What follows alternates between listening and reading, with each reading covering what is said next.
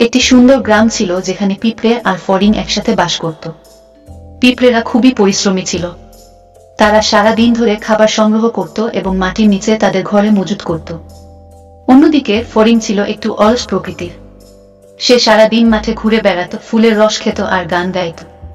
একদিন ফড়িং পিঁপড়েদের দেখে বলল, তোমরা এত কষ্ট করো কেন? মাঠে কত খাবার, খাও আর আনন্দ করো। পিঁপড়ে উত্তর দিলেও, শীতকাল আসছে, আমরা এখনই খাবার সংগ্রহ না করলে শীতে না খেয়ে মরতে হবে।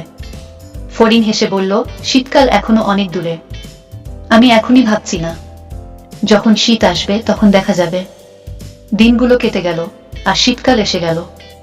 মাঠ খালি হয়ে গেল আর ফড়িংয়ের আর কোনো খাবার পাওয়া গেল না।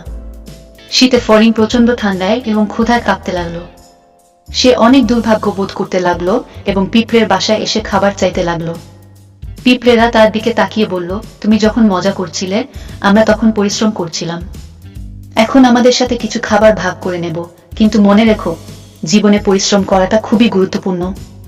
ফড়িং তাদের কথা শুনে লজ্জা পেল এবং প্রতিজ্ঞা করল যে আগামী বছর থেকে সে পরিশ্রমী হবে। সে বুঝতে পারল সময় থাকতে পরিশ্রম করাটা খুবই গুরুত্বপূর্ণ, নইলে জীবনে বিপদে পড়তে হয়। এভাবেই পিঁপড়ে আর ফড়িংয়ের গল্প শেষ হয়। গল্প থেকে আমরা শিখি, জীবনে মজা আর অলসতা দিয়ে সবকিছু অর্জন করা যায় না, পরিশ্রম আর দায়িত্বশীলতা থাকলেই সফলতা আসে। এইরকম ভিডিও দেখার জন্য লাইক আর সাবস্ক্রাইব করো। ধন্যবাদ।